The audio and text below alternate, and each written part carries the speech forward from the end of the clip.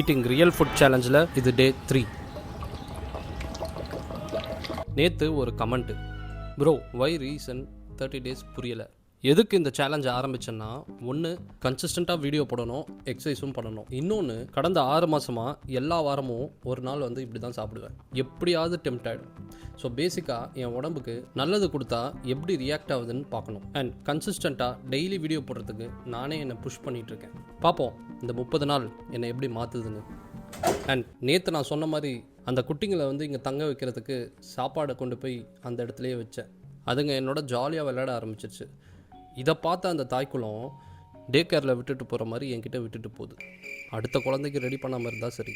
இன்றைக்கி நம்ம real food பிரேக்ஃபாஸ்ட்டில் முட்டையும் மஷ்ரூம்.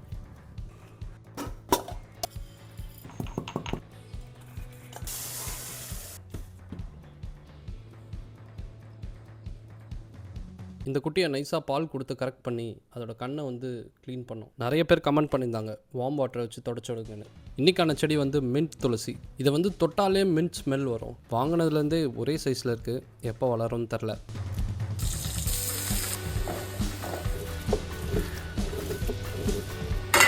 இந்த ரியல் ஃபுட் சேலஞ்ச் யார் பண்ணணும்னு நினைக்கிறீங்களோ அவங்களுக்கு ஷேர் பண்ணுங்கள் இந்த ரீலை.